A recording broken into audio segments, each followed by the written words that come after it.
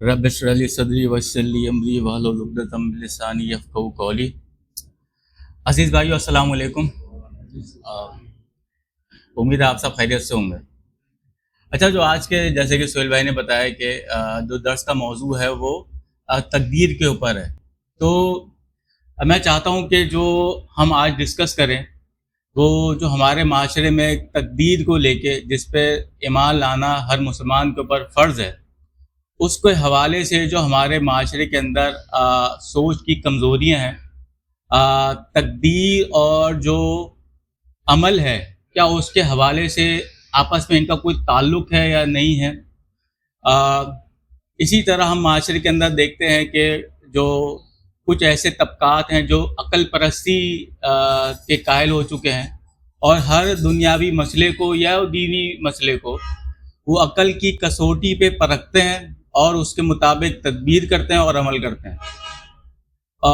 تو سٹارٹ کرتے ہیں۔ اگر ہم جو ہمارا مسلم معاشرہ ہے اس کے اوپر ایک گہری نظر ڈالیں تو ہمیں عمومی طور پہ 3 طبقات دکھتے ہیں۔ پہلے طبقے کی اگر میں بات کروں آپ سے تو پہلا طبقہ وہ ہے جو کہ اسلامی خبری احادیث ہیں، اسلامی بشارتی احادیث ہیں، جس میں رسول اللہ صلی اللہ علیہ وآلہ وسلم نے مسلمانوں کو بشارت دی ہے کہ اسلام جو وہ پھیلے گا، پھولے گا، مسلمانوں کو جنگوں میں فتح ہوگی اور اسلام ہر علاقے کچے پکے گھر تک جائے گا۔ اسی طرح جو ہے وہ امام مہدی علیہ السلام آئیں گے۔ تو جو پہلا طبقہ ہے وہ امام مہدی علیہ السلام اور اس طرح کی جو بشارتی احادیثیں ہیں ان پر تکیہ کر کے بیٹھ گیا ہے، اور وہ اس بات کا منتظر ہے کہ کوئی مسیحا آئے گا اور جو آج مسلمان ذلت کے گھڑے میں ہیں، جو مسلمان معاشرے ذلت کے گھڑے میں ہیں، ان کو وہ اس گھڑے سے نکالے گا۔ اور اس کا نتیجہ یہ ہوا ہے کہ ایسا طبقہ جو ہے وہ بے عملی کی راہ پہ نکل پڑا ہے اور وہ سستی اور کاہلی کا شکار ہو گیا ہے، اور اس کے نتیجے میں ہمارا جو معاشرہ ہے جو جمود کا شکار ہے اسلامی اعتبار سے، وہ جموں سے آگے نہیں بڑھ پا رہا۔ وعلیکم السلام۔ اسی طرح ایک طبقہ ایسا ہے جو کہ جس نے اپنی تدبیریں کی اور اپنی کوششیں کی، لیکن اس کی کوششیں معاشرے کے اندر تبدیلی کا باعث نہیں بنی،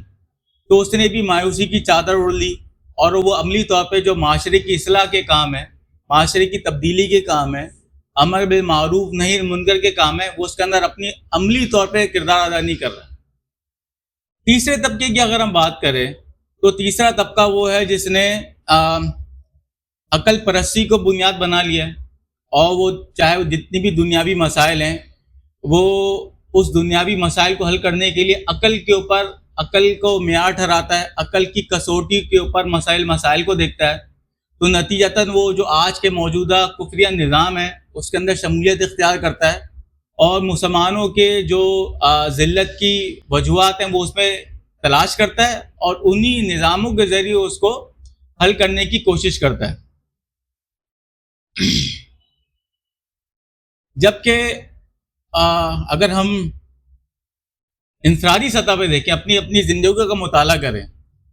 تو ہمیں دکھتا ہے کہ ہم سب جو ہیں وہ زندگی کے حوالے سے مختلف ادوار میں، مختلف اوقات میں آزمائش کا شکار ہوتے ہیں۔ ہم پر کاروبار میں ہمارے جو ہے وہ کیا کہوں گا میں اس کو، سلو آتا ہے کاروبار کے اندر، سلمپ آتا ہے، اور کاروبار جو ہے وہ اتنی روانی سے نہیں چلتے، رزق کے معاملات تھوڑے تنگی سے چلتے ہیں۔ جو لوگ ہوتے ہیں جو جاب کرتے ہیں، ان کی کچھ لوگوں کی جاب چلی جاتی ہے تو وہ رزق کی تنگی محسوس کرتے ہیں۔ اسی طرح کسی کے بعد کوئی مصیبت آ جاتی ہے تو لوگ جو ہیں وہ بدگمان ہو جاتے ہیں، لوگ جو ہیں وہ مایوس ہو جاتے ہیں، اور اپنی زبان پہ ایسے القابات لانے چاہتے ہیں جو ایک مسلمان کا وتیرہ نہیں ہے۔ وہ شکوہ شکایت کرنا شروع کر دیتے ہیں اور مایوسی کے گھڑے میں چلے جاتے ہیں۔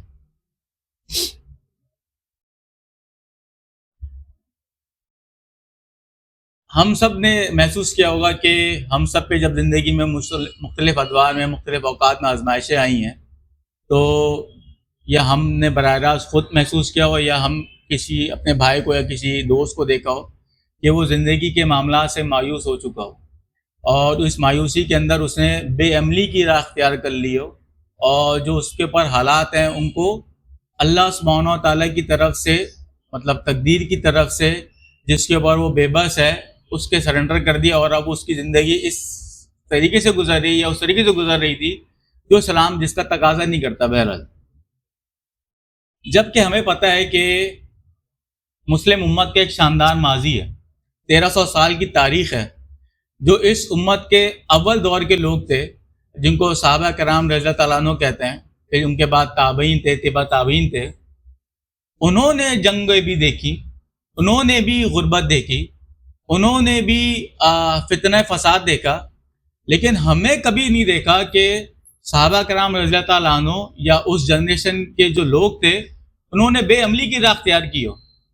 ہم نے غزوہ خندق کے واقعات بھی سنے، ہم نے غزوہ بدر کے واقعات بھی سنے۔ غزوہ خندق کے واقعات میں ہم نے سنا ہے کہ کفار کا پورا الائنس جو تھا وہ مسلمانوں کو مٹانے کے در پہ آ گیا تھا، اور مدینے کے اندر سے جو یہودی قبائل تھے انہوں نے مسلمانوں کے خلاف سازشیں کی تھی، لیکن مسلمانوں نے تدبیریں نہیں روکی، حکم شرعی کو ترک نہیں کیا، بلکہ صحابہ کرام جو تھے اس دور سے بھی نکلے۔ مدینہ چھوٹی سی ریاست تھی، اور اللہ سبحانہ تعالیٰ کی مدد سے مسلمانوں نے حکم شرعی کو اپنایا، تو ہم نے دیکھا کہ وہ ریاست جو ہے وہ 3 خطوں پہ، 3 بر اعظموں میں پھیلی، اور جس کی برکات یہ ہے کہ آج ہم یہاں بیٹھے ہوئے ہیں اور الحمدللہ ہم سب مسلمان ہیں۔ تو یہ جو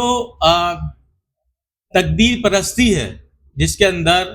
آپ اپنے تمام معاملات کو تقدیر کے آگے سرنڈر کر دیتے ہیں، یا اسی طرح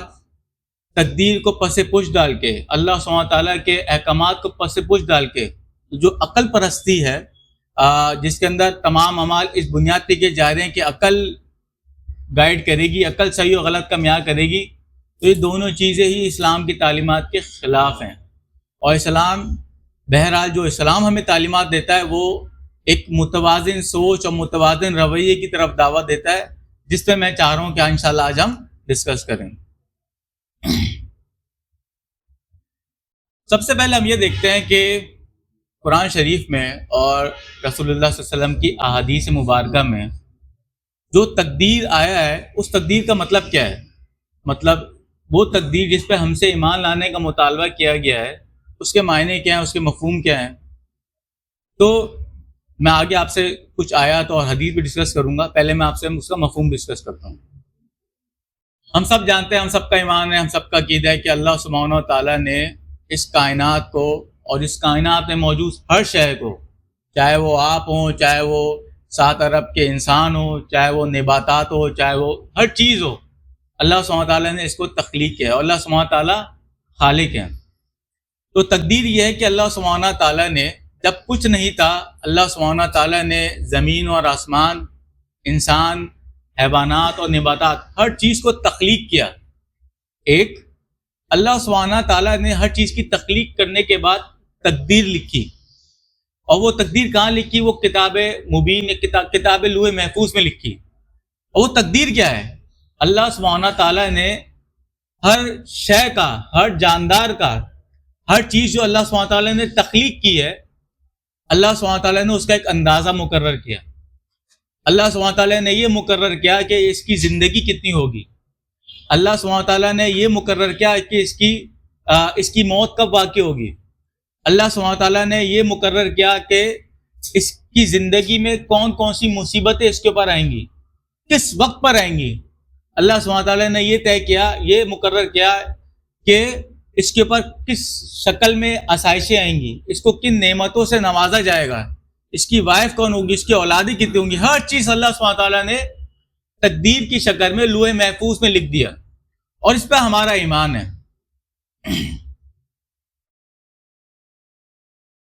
اس کے ساتھ ہی ہمارا اس پہ بھی ایمان ہے کہ اللہ سبحانہ تعالیٰ نے جو تقدیر میں لکھا وہ لازمی اور ملزوم جو امر ہے اللہ سبحانہ تعالیٰ کا وہ ہو کر رہے، اس کو کوئی شے، کوئی قدرت اللہ سبحانہ تعالیٰ کے اس امر کو عاجز نہیں کر سکتی۔ اس کا مطلب ہے کہ ہماری زندگی میں جو بھی مصیبتیں آتی ہیں، جو بھی ہمارا رزق ہے، جتنی بھی ہماری زندگی ہے، یہ اللہ سبحانہ تعالیٰ کی طرف سے طے شدہ ہے، مقرر شدہ، اور یہ اللہ تعالیٰ کا جو امر ہے، یہ اسٹیمپ ہے، یہ ہو کر رہے گا، اور اللہ تعالیٰ کو کوئی اس امر کی تکمیل میں روک نہیں سکتا، عاجز نہیں کر سکتا، اور اس پہ ہمارا ایمان ہے، یہ ہمارے عقیدے کا حصہ ہے جس کا ذکر قرآن و سنت میں کیا گیا ہے۔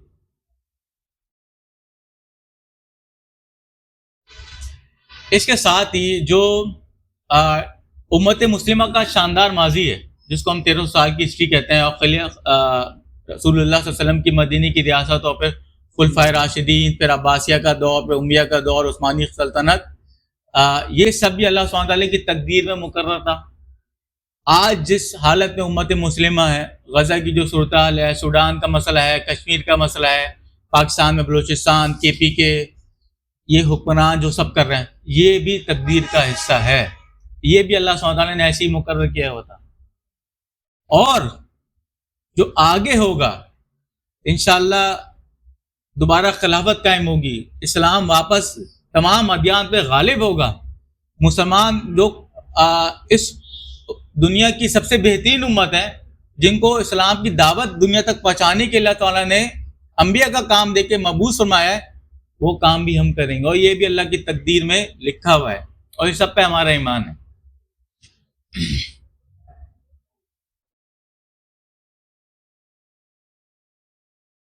اگر ہم قرآن شریف کی کچھ آیات کا ذکر کریں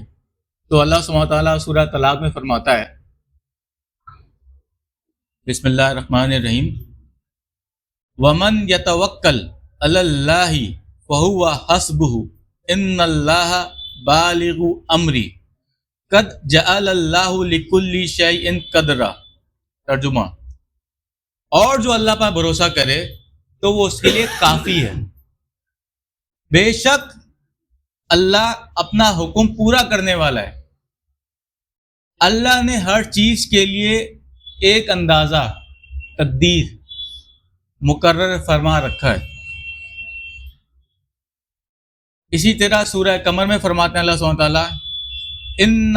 کل شیء خلقناہ بقدر، بے شک ہم نے ہر ایک چیز ایک اندازے، تقدیر کے مطابق پیدا کی ہے۔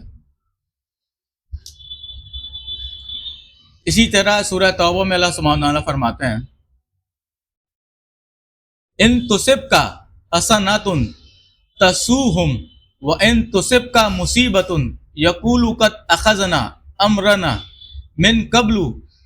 ویتولوا وهم فرحون قل لن یصیبنا الا ما كتب اللہ لنا هو مولانا وعلی اللہ فلیتوکل المؤمنون۔ اور تجھے کوئی بھلائی پہنچے تو انہیں رنج ہوتا ہے، اور اگر تجھے کوئی مصیبت پہنچے تو کہتے ہیں ہم نے تو اپنا کام پہلے ہی سنبھال لیا تھا، مطلب تدبیریں کر لی تھی، اور وہ پھر جاتے ہیں خوش ہوتے ہوئے۔ آگے اللہ سبحانہ تعالیٰ فرماتے ہیں، تم فرما دو ہمیں ہرگز کوئی چیز نہ پہنچے گی مگر وہی جو اللہ نے ہمارے لیے لکھی ہے، مطلب تقدیر جو مقرر کی ہے، وہی ہمارا مولا ہے، اور مسلمانوں کو اللہ ہی پر بھروسہ کرنا چاہیے۔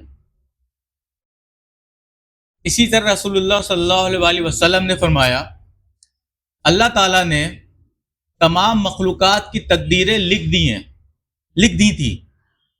آسمانوں اور زمین کی تخلیق سے 50,000 سال پہلے، تب جب تخلیق بھی نہیں کیا تھا تب بھی لکھ دی تھی 50,000 سال پہلے۔ اسی طرح حضرت عبادہ بن ثابت رضی اللہ عنہ سے روایت ہے کہ میں نے رسول اللہ صلی اللہ علیہ وسلم کو فرماتے ہوئے سنا، بے شک اللہ تعالیٰ نے سب سے پہلے قلم کو پیدا فرمایا، پھر اس سے فرمایا لکھو، تو قلم نے عرض کیا اے میرے رب کیا لکھوں؟ اللہ تعالیٰ نے فرمایا جو کچھ قیامت تک ہونے والا ہے سب لکھ دو۔ اس کا مطلب ہے کہ آپ اور میرا، امت مسلمہ کا مستقبل، آپ اور میرا مستقبل، رزق، زندگی، موت، سب لکھا ہوا ہے اللہ سبحانہ تعالیٰ کی طرف سے، اور جو لکھا ہوا ہے وہ ہو کر رہے گا۔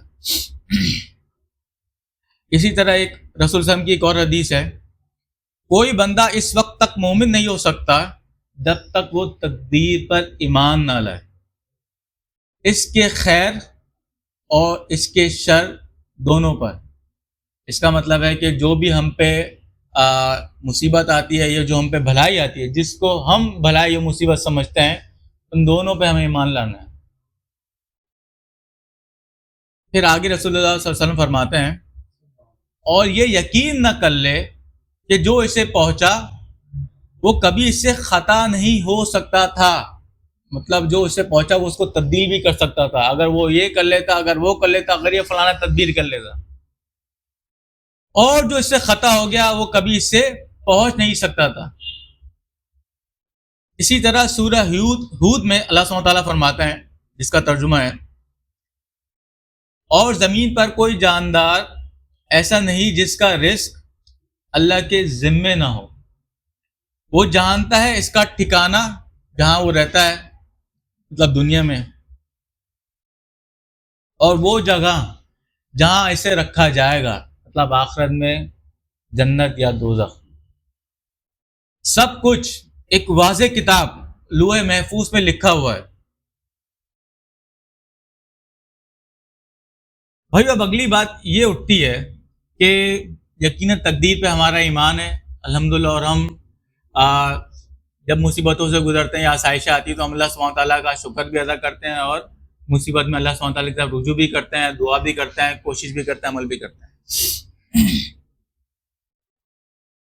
اب دوسرا جو سوال اٹھتا ہے جس کو سمجھنے کی ضرورت ہے وہ یہ ہے کہ یار جب سب کچھ لکھا ہوا ہے، جب سب کچھ اللہ سبحانہ تعالیٰ کی طرف سے مقرر ہے، تو پھر ہم نے پیدا کیوں کیا گیا؟ ایک ہم جو عمل کر رہے ہیں اس عمل میں ہمیں کیا اختیار ہے؟ جب سب کچھ ہی لکھا ہوا ہے تو پھر ہم جو عمل کر رہے ہیں وہ بھی اللہ سبحانہ تعالیٰ کی طرف سے لکھا ہوا ہے، وہی جو لکھا ہوا وہی عمل کریں گے، اور جو انجام ہے دوزخ یا جنت وہاں تک پہنچ جائیں گے، تو پھر ہم عمل کیوں کر رہے ہیں؟ اس میں بہرحال ایک کنفیوژن لگتی ہے، ایک تضاد لگتا ہے، لیکن حقیقت میں ایسا نہیں ہے،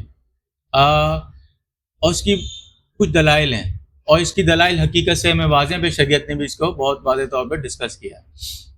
پہلی چیز تو یہ ہے کہ ہم میں سے جو شخص یہاں بیٹھا ہوا ہے اس کو پتہ ہے کہ اس کی تقدیر میں کیا لکھا ہوا ہے۔ جب تک ہم عمل نہیں کریں گے، جب تک ہم اسباب نہیں اپنائیں گے، جب تک ہم عملی طور پہ ہدف تک پہنچنے کی کوشش نہیں کریں گے، کاروبار کو بہتر کرنے کی، امت کو ریوائو کرنے کی، دعوت کو دینے کی، برے حالات سے نکلنے کی، معاشی حالات کو بہتر کرنے کی، تب تک تو ہمیں ہی نہیں پتہ چلے گا کہ ہماری تقدیر میں کیا لکھا ہوا تھا۔ تو اگر میں یہ کہوں کہ جو بھی شخص کوئی نظریہ اپناتا ہے، کوئی عقیدہ اپناتا ہے، اور اس کے مطابق اپنی زندگی کے فکری ڈھانچہ، فکری قاعدہ کہ اس کے لیے حلال و حرام کیا ہے، اس کے لیے صحیح اور غلط کیا ہے، وہ کس کو ترک کرے گا، کس پہ عمل کرے گا، اس کو جزا ملے گی، اس کو سزا ملے گی، جس کو ہم عقیدہ کہتے ہیں، تو انسان اپنے اختیار سے عقیدے کو اختیار کرتا ہے، انسان اپنے اختیار سے نظریے کو اختیار کرتا ہے۔ اسی طرح ہمیں دیکھتا ہے کہ ہم جو کھانا چاہتے ہیں زندگی میں کھا لیتے ہیں، جس چیز کو نہیں کھانا چاہتے نہیں کھاتے، جو لباس پہننا چاہتے ہیں لباس پہن لیتے ہیں، جو خوشبو لگانا چاہتے ہیں لگا لیتے ہیں، اور جس چیز کا شوق نہیں رکھتے، جس چیز کا ذوق نہیں رکھتے، جو کام نہیں کرنا چاہتے اس سے باز رہتے ہیں، وہ کام نہیں ادا کرتے۔ تو یہ اختیار تو ہمارے پاس ہے۔ اسی طرح جو لوگ ملازمت کرتے ہیں یا جاب کرتے ہیں، وہ کسی خاص پیشے میں، کسی خاص شعبے میں جانا چاہتے ہیں تو وہ اس کی کوشش کرتے ہیں، وہ وہاں تک پہنچ جاتے ہیں۔ جو خاص کاروبار کرنا چاہتے ہیں، خاص قسم کا کاروبار کرنا چاہتے ہیں، کوئی موبائل کا کرنا چاہتا ہے، کوئی اسکریپ کا کرنا چاہتا ہے، کوئی مینوفیکچرنگ صابن کی لگانا چاہتا ہے، تو وہ لگا لیتا ہے، اور وہ اس کے ذریعے اپنی کمائی کا بندوبست کرتا ہے۔ اور اس تمام اعمال میں، اس تمام اعمال کی انجام دہی میں، اور اس تمام اعمال کو اختیار کرنے کا ارادہ، یہ سب انسان کے پاس ہے۔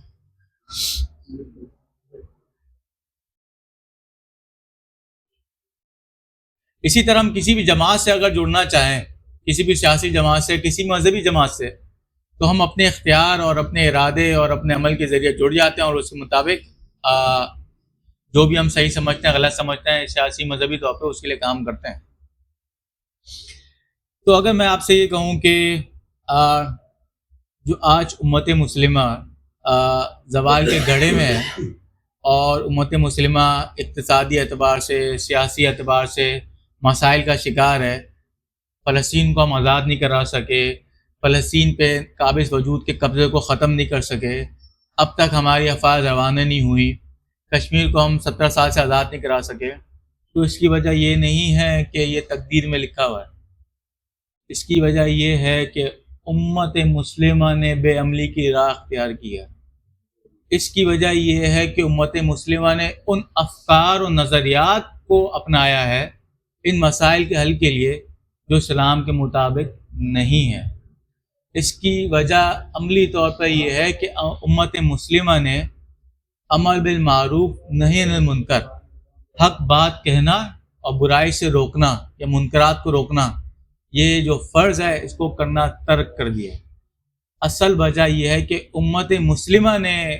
بے عملی کی راہ اختیار کی ہے، امت مسلمہ نے غلط نظاموں کو اختیار کیا ہے، امت مسلمہ نے غلط افکار کو اپنایا ہے، یہ تقدیر کی وجہ سے نہیں ہے۔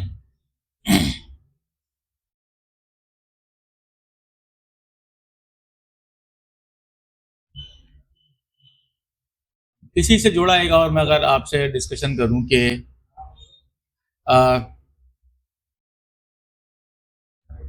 تو ہمیں ان حالات سے نکلنا ہے، چاہے وہ ہمارے انفرادی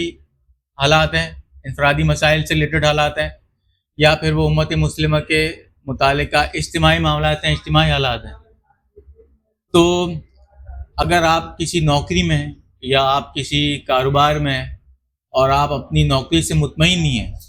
یا نوکری کے اندر جو آپ کے سرکمسٹانسز ہیں، جن سرکمسٹانسز میں حالات میں آپ کام کر رہے ہیں، ان حالات سے مطمئن نہیں ہیں، تو بھائی آپ جا کے اپنے باسز سے یا جس کے پاس آپ کام کرتے ہیں اس سے جا کے ڈسکشن کرو گے، ایک اس کے اگر وہاں بات نہیں بنتی تو آپ دوسری جاب ڈھونڈو گے۔ لیکن عمومی طور پر لوگوں کا رویہ دیکھنے میں آتا ہے کہ جو جہاں ہوتا ہے ان خراب حالات میں بھی تکیہ کر کے بیٹھ جاتا ہے، اپنے آپ کو تقدیر کے حوالے کر دیتا ہے اور بے عملی کی راہ اختیار کرتا ہے۔ وہ سمجھتا ہے کہ اس کے عمل کرنے سے کچھ نہیں ہوگا، جبکہ اس کو تھوڑی پتہ ہے کہ، اور ہم نتیجتاً عمل سوچ کاہلی کی طرف چلے آتے ہیں، جبکہ ہم عمل کرنا تک کرتے ہیں، جبکہ ہم عمل کرتے ہیں تو ہمیں نتیجے بھی دکھتے ہیں، اور ہمیں اپنی زندگی میں بہت ایسے لوگ دکھ رہے ہوتے ہیں۔ اسی طرح اگر آپ کاروبار کرتے ہیں اور آپ کے کاروباری معاملات اچھے نہیں چل رہے اور کسٹمرز کم آ رہے ہیں یا سیلز کم ہو رہی ہے، جو بھی ہیں، وہ آپ کاروباری تدابیر کے اوپر غور کرو گے، مارکیٹ کو اسٹڈیز کرو گے، مارکیٹ کی سائنس، مارکیٹ کیا ڈیمانڈ ہے، مارکیٹ میں کس چیز، اگر آپ ٹریڈنگ کرتے ہو تو کس چیز کی طلب ہے، اس کی رسائی کو میک شور کرو گے، کن کن لوگوں تک چاہیے اس کی مارکیٹنگ کرو گے۔ یہ تھوڑی کہ کاروبار اسٹارٹ کیا تھا بس تکیہ کر کے پوری زندگی اب یہ کاروبار جیسا ہے، جتنا روزی روٹی آئے گی اس پہ تکیہ کر کے بیٹھ گئی، نہیں، اسلام یہ تعلیمات نہیں دیتا، بلکہ آپ عملی طور پہ کاروبار کو بہتر کرنے کی، کاروباری مسائل کو جو دنیاوی زاویے ہیں ان کے مطابق احکام شریعہ کے فریم ورک میں رہتے ہوئے حل کرنے کی کوشش کرو گے، اور جب ہم کرتے ہیں تو ہمیں کاروبار میں بہتری بھی دکھتی ہے۔ کسی کو اگر ہم مالی اعتبار سے یا کوئی سوشل ایشوز میں دیکھیں تو ہماری ذمہ داری ہے کہ ہم اس کو اس حال میں نہیں چھوڑیں کہ یار یہ تو اللہ کی طرف سے ہے، یار یہ اس کے حالات میں، بھائی ہماری کوشش یہ ہونی چاہیے کہ ہم اس کی مالی اعتبار سے، یا اگر اس کا کوئی ذہنی مسئلہ ہے یا کوئی سوشل ایشو ہے یا شادی بیاہ کے معاملات ہیں، ہم جا کے جو ہماری دسترس ہے اس میں اس کی مدد کریں، اس کو سارٹ آؤٹ کریں، اس کو اس مسائل سے نکالیں، نہ کہ اس کو حالات و کرم کے رحم و کرم پہ چھوڑیں۔ تو اگر ہم معاشرے میں کسی کے ساتھ ظلم و زیادتی دیکھیں اور ہمارے پاس یہ قدرت ہے کہ ہم اس ظلم و زیادتی کو براہ راست روک سکتے ہیں، جیسے کہ حکمرانوں کے پاس ہے، تو آپ اس کو عملی طور پہ روکو گے، آپ کے پاس استطاعت ہے۔ اسی طرح اگر آپ کے پاس بولنے کی استطاعت ہے، مطلب آپ اس کو برا بھلا کہہ سکتے ہو، اسلام کا حکم اس کے اوپر واضح کر سکتے ہو، وہ جو کام کر رہا ہے اس کا نتیجہ اللہ سبحانہ تعالیٰ کی نافرمانی اور گناہ کے اوپر اینڈ ہوگا، آپ اس کو بتاؤ گے. اور یہ ہمارے سارے عملی کام ہے جو میں آپ سے بات کر رہا ہوں. اگر کسی کے گھر میں میاں بیوی کے درمیان ناچاکیاں ہیں یا مسئلے مسائل ہیں اور وہ براہ راست اس کنفلکٹ کا یا اس تنازع کا کے اندر انوالو نہیں ہے، تو بھائی وہ اسلام کے مطابق رہنمائی دے گا کہ یار اس کو ایسے مسئلہ کرو. اگر آپ کا اپنا بنیادی مسئلہ ہے، جیسے کہ جائیداد کے، وراثت کے اکثر گھروں میں مسئلے ہوتے ہیں جس میں آپ براہ راست ملوث ہیں، تو تھوڑی یہ کہیں گے کہ یار جب ہوگا حالات دیکھے جائیں گے، وقت دیکھا جائے گا. نہیں، اللہ سبحانہ تعالیٰ نے شرعی احکامات واضح کر دیے ہیں. اللہ تعالیٰ نے ان مسائل کے اوپر کیا رہنمائی کی ہے، اسلام کی کیا تعلیمات ہیں، آپ اس کو سمجھو گے، اس کے مطابق بیان کرو گے اور مسئلے کو عملی طور پر حل کرنے کی کوشش کرو گے. سب سے اہم، اگر ہمارے حکمران جو ہیں، جو کہ آئے دن ہم کی خیانتوں کو دیکھتے ہیں کہ وہ اللہ اور اس کے رسول صلی اللہ علیہ وسلم نے جو ان کو ذمہ داری دی، شریعت نے حکمرانی کی، ان کو جو امانت سونپی، اس کے اندر وہ پے در پہ خیانتیں کرتے ہیں. معیشت کو IMF کے پروگرام کے اندر ڈال کر معیشت کی تباہ حالی میں ڈائریکٹ براہ راست ایسی شرائط کو لا کے سود اور ٹیکسز دیگر ذرائع میں براہ راست معیشت کو پٹھا بٹھاتے ہیں، لوگوں کی زندگیوں کو، لوگوں کے معاشی مسائل میں عملی طور پہ کردار ادا کرتے ہیں. تو ہم عملی طور پہ یہ جو IMF ہے، جو منکر ہے، اور یہ حکمران جو منکرات کو نافذ کر رہے ہیں، اس کے خلاف آواز اٹھائیں گے. یہ نہیں کہہ سکتے کہ یہ تو ہمارے بس کے باہر کی چیزیں ہیں، یہ تو ہماری تقدیر میں مقرر کرتا ہے. بلکہ نہیں بھائی، IMF اگر وہ اس اقتصادی مسئلے کو IMF کا حل تجویز سمجھتے ہیں، وہ سمجھتے ہیں کہ IMF سے اس کا حل نکلے گا. نہیں بھائی، اسلام نے اس کا حل کیا دیا، ہم اس کو سیکھیں گے اور اس معاشرے میں اس کی دعوت عام کریں گے،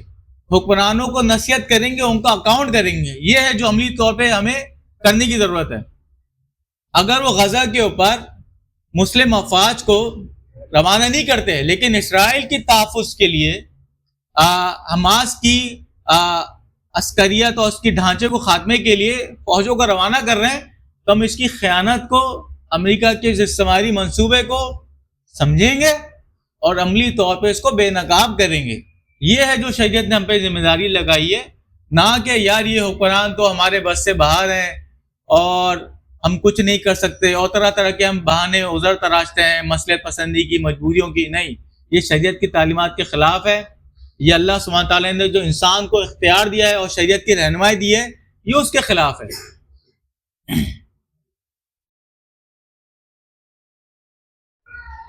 جیسے کہ اللہ سبحانہ تعالیٰ نے فرمایا، ان اللہ لا یغیر ما بقوم حتی یغیروا ما بانفسہم. بے شک اللہ کسی قوم کی حالت اس وقت تک نہیں بدلتا جب تک وہ خود اپنی حالت نہ بدلیں. خود اپنی حالت نہ بدلیں مطلب خود اپنی حالت بدلنے کا مطلب ہے ہمیں دین کو سمجھنا بھی ہے، سیکھنا بھی ہے، اس مسائل پہ دین کی رہنمائی کی ہے، یہ بھی سمجھنا ہے،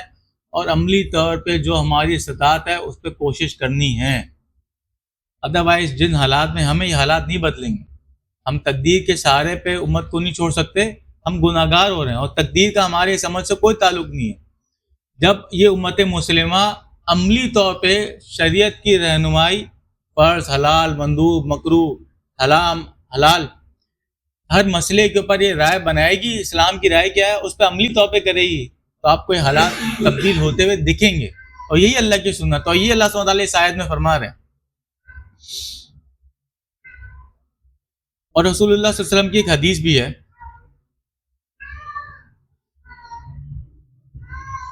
صحابہ نے رسول اللہ صلی اللہ علیہ وسلم سے پوچھا، رسول اللہ علیہ وسلم نے عرض کیا، تم میں سے کوئی ایسا نہیں جس کا ٹھکانہ جنت یا جہنم میں لکھا نہ گیا ہو. تو صحابہ دریافت کرتے ہیں، یا رسول اللہ صلی اللہ علیہ وسلم، تو کیا ہم عمل چھوڑ دیں اور تقدیر پر بھروسہ کر لیں؟ تو رسول اللہ صلی اللہ علیہ وسلم فرماتے ہیں، نہیں، عمل کرو. ہر ایک کے لیے وہ راستہ آسان کر دیا گیا ہے جس کے لیے وہ پیدا کیا گیا ہے. رسول اللہ صلی اللہ علیہ وسلم کس پہ فوکس کر رہے ہیں؟ عمل کرو. ان تمام ڈسکشنز کے باوجود آپ میں سے کوئی بھائی جو ہے وہ سوچ سکتا ہے کہ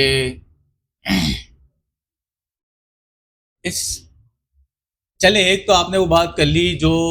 عملی طور پہ ہمارے اختیار میں، ہم ایک ارادہ رکھتے ہیں، ہم ایک سوچ رکھتے ہیں، اس سوچ کے مطابق ہم کسی کام کو کرنے کا ارادہ کرتے ہیں، مطلب کاروبار، شادی بیاہ، تعلیمی، سیاسی جماعت، مذہبی جماعت، اور ہم اس پہ عملی طور پہ کار فرما ہوتے ہیں اور وہ نتیجے تک پہنچ جاتے ہیں اور عملی طور پہ ہم کردار ادا کرتے ہیں اور ہدف حاصل کرتے ہیں. لیکن اس کے علاوہ بھی زندگی کے اندر ایسے معاملات بھی ہیں، ایسے واقعات بھی رونما ہوتے ہیں جس پہ ہمارے پاس کوئی اختیار نہیں ہوتا، جس کے اوپر ہم بے بسی محسوس کرتے ہیں، جس کے اوپر ہم اپنی بحیثیت انسان کمزوری اور عاجزی محسوس کرتے ہیں. مثال لے لیتے ہیں، کوئی شخص کاروبار اس نیت سے تو نہیں کرتا کہ مجھے اس میں نقصان ہو جائے، یا کوئی موبائل بیچتا ہے تو وہ یا موبائل خریدتا ہے تو یار اس کو موبائل خراب ہو جائے، بلکہ وہ تو ایک موبائل لاتا ہے اس نیت سے کہ میں اس پہ 10% یا 5% پروفٹ کماؤں گا. لیکن ہمیں دیکھتا ہے کہ بعض اوقات جو چیز خریدی ہوتی ہے مال میں نقص نکل آتا ہے 2 مہینے بعد، 1 مہینے بعد، اور اس کو نقصان ہوتا ہے. ہم جیسے کہ کل ہی کا ایک واقعہ ہے، ہمارے آفس کے کولیگ تھے، وہ ڈسکس کر رہے تھے کہ وہ ایک ایونٹ میں گئے، اور جب ایونٹ سے رات میں واپسی ہوئی تو جب گاڑی کے پر آتے ہیں تو گاڑی کے پاس آتے ہیں تو گاڑی کے فرنٹ فینڈر جو ہے، فرنٹ کا گلاس جو ڈور ہے، سائڈ کا جو ڈور ہے، وہ پورا اندر دبا ہوا ہے. اب بھائی میں گاڑی کو صحیح سلامت ایک صحیح جگہ پہ پوری کوشش کر کے سیف پارکنگ پہ کھڑی کر کے گیا ہوں، ویلے کی پارکنگ تھی، اس کے باوجود بھی ایک بائک والا آیا، گھس گیا اور اسے نقصان کر دیا، تو ان کا نقصان ہو گیا. لیکن عملی طور پہ آپ مجھے اس نقصان کے لیے، اس عمل کے لیے، اس بندے کو تو میں ذمہ دار نہیں ٹھہرا سکتا جس کی گاڑی ہے. ہاں جس نے کیا وہ ذمہ دار ضرور ہے. مطلب نقصانات اس طرح کے بھی ہوتے ہیں. ماشاءاللہ کچھ نوجوان بھی ہیں،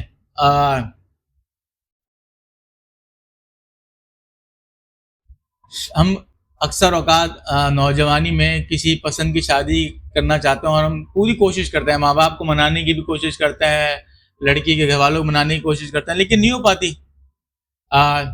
تو یہ بھی ہمارے اختیار سے باہر ہے. بھائی وہ رشتہ ہی نہیں قبول کر رہے، وہ نہیں دے رہے، تو ہم اس میں کیسے کر سکتے ہیں؟ کسی تعلیمی درسگاہ کے اندر، کسی یونیورسٹی میں، کسی خاص قسم میں ڈگری حاصل کرنا چاہتے ہیں، یا بہت امتحان میں محنت کرتے ہیں، لیکن اس سب کوششوں کے باوجود بھی وہ نتائج یا مطلوبہ ہدف جو حاصل نہیں ہو پاتا، تو یہ ہمیں دکھتا ہے کہ یہ بھی ہمارے اختیار سے باہر ہے. اور سب سے اہم ہمیں دکھتا ہے کہ سیاسی جماعت کے کچھ ہمارے ساتھی ہوں، چاہے 9 مئی کے واقعات کے بعد، یا حالیہ جو TLP کی جو مذہبی جماعت ہے ان کے ساتھ، یا وہ نوجوان جو فلسطین کے حق میں آواز بلند کر رہے تھے اور چاہ رہے تھے، اپنی افواج سے مطالبہ کر رہے تھے اور حکمرانوں کا محاسبہ کر رہے تھے کہ بھائی اب افواج جمع نہ کرو، اور مذہبی جماعتیں جو ہیں وہ احتجاج کر رہی تھیں، اور دیگر سیاسی جماعتیں جو ہیں وہ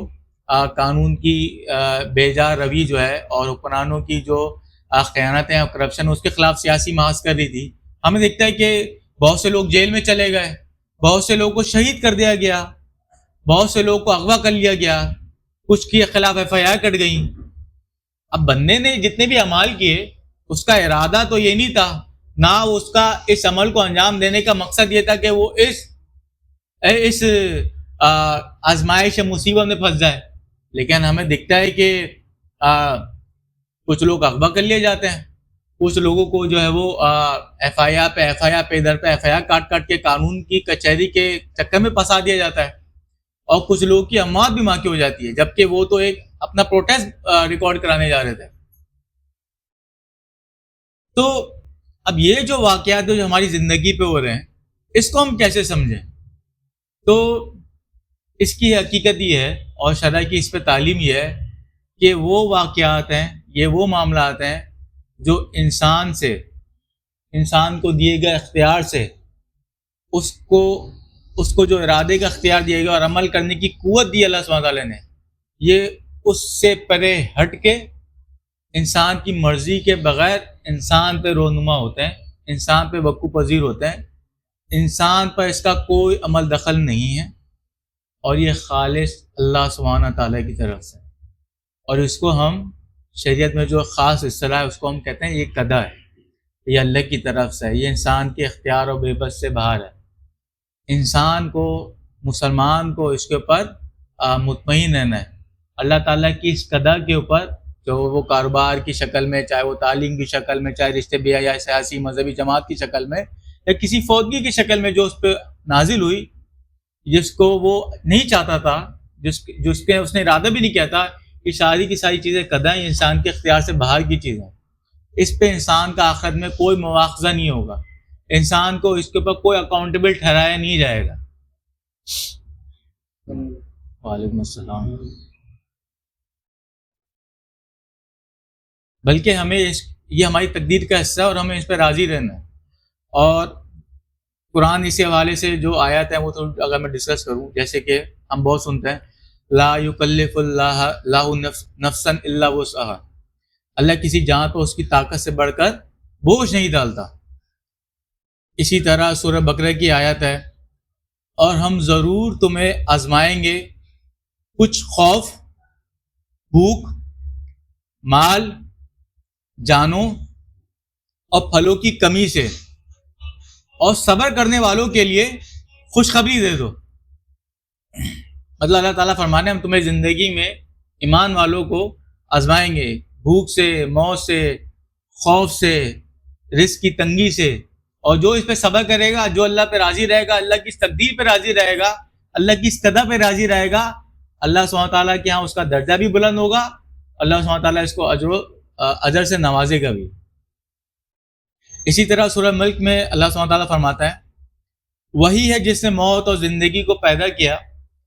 تاکہ تمہیں آزمائے کہ تم میں سے کون اچھے اعمال کرتا ہے اور وہ زبردست بخشنے والا ہے۔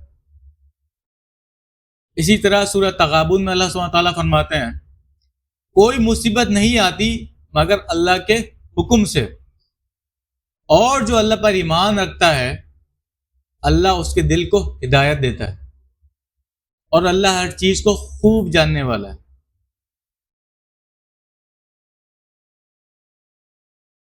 تو بھائیو، آخری بات، مطلب میں آپ سے 2 منٹ اور لوں گا، تو پھر ایک مسلمان کی زندگی، ایک مومن کی زندگی عملی اعتبار سے کیسی ہونی چاہیے، اس کا طرز عمل کیسا ہونا چاہیے، تو اس کا تقدیر کا اس میں کیا عمل دخل ہے، تو اس کو سمجھتے ہیں تاکہ ہم ایک فریم ورک بنا لیں، ایک ڈھانچہ بنا لیں، اس پہ ہم ایک گائیڈ لائن بنا لیں، ایک SOP بنا لیں، کچھ پروسیجرز لکھ لیں جس کے مطابق ہم عمل کرنے کی کوشش کریں، اور اپنے زندگی کے انفرادی اور اجتماعی، ذاتی اور امت کے جو بھی مسائل ہیں اس کو عملی طور پہ حل کرنے میں اپنا کردار ادا کر سکیں۔ تو دیکھیں، اللہ سبحانہ تعالیٰ نے ہمیں تخلیق کیا، اور اللہ سبحانہ تعالیٰ نے ہمیں بحیثیت انسان یہ اختیار دیا، اپنی مشیت سے، اپنے ارادے سے ہمیں یہ اختیار دیا کہ تم اس زندگی میں اپنی ضروریات کو،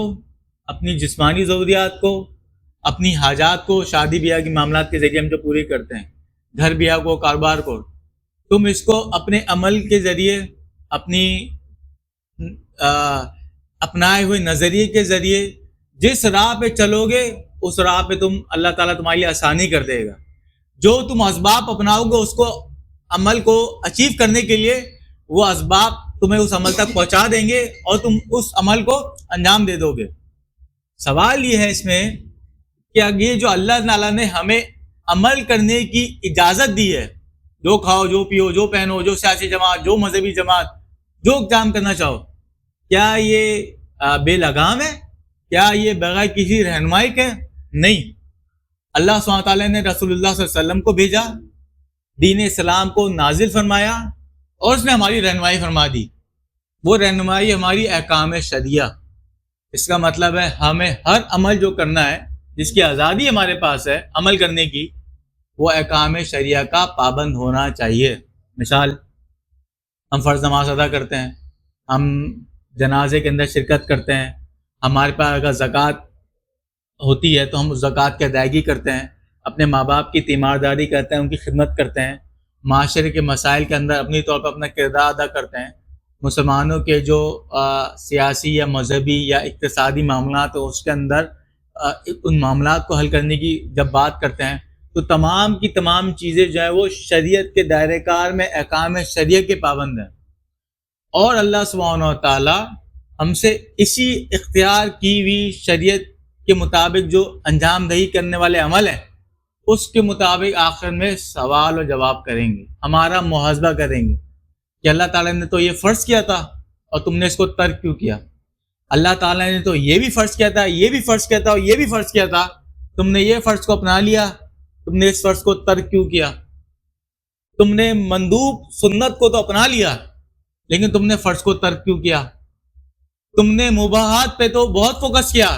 لیکن تمہیں فرض کا کوئی خیال ہی نہیں تھا، تم نے امت کے مسائل کو حل کرنے کے لیے جو نظام اختیار کیے، جو سوچ اختیار کی، وہ تو اسلام کی فکر ہی نہیں تھی، وہ تو احکام شریعت سے متصادم تھی، اس پہ ہمارا مواخذہ ہوگا۔ اور آخری بات، تقدیر، ہمارا رزق اللہ کی طرف سے ہے، ہمارے عمل کا اس سے کوئی تعلق نہیں ہے، ہم عمل کریں گے جو رزق ملے گا اس پہ مطمئن رہیں گے، اس پہ خوش رہیں گے، جو ہم پہ مصیبتیں آئیں گی وہ اللہ سبحانہ تعالیٰ کی طرف سے ہیں، جو ہم پہ آسائشیں ہیں، جو ہم پہ نعمتیں ہیں وہ اللہ سبحانہ تعالیٰ کی طرف سے ہیں، اور یہ وہ فریم ورک ہے جس کے تحت جو ہے ہمیں زندگی گزارنی ہے، اس کے مطابق ہم انشاءاللہ زندگی گزاریں گے تو دنیا میں بھی سرخرو ہوں گے، امت کے عملی طور پہ جو حالات ہیں اس سے امت کو لفٹ کرنے کی کوشش میں اپنا کردار ادا کریں گے، اور ہم دیکھیں گے جب اس راہ پہ ہم چلیں گے انشاءاللہ تو یہ تمام حالات جو ہیں وہ بدلیں گے۔ جزاک اللہ خیر۔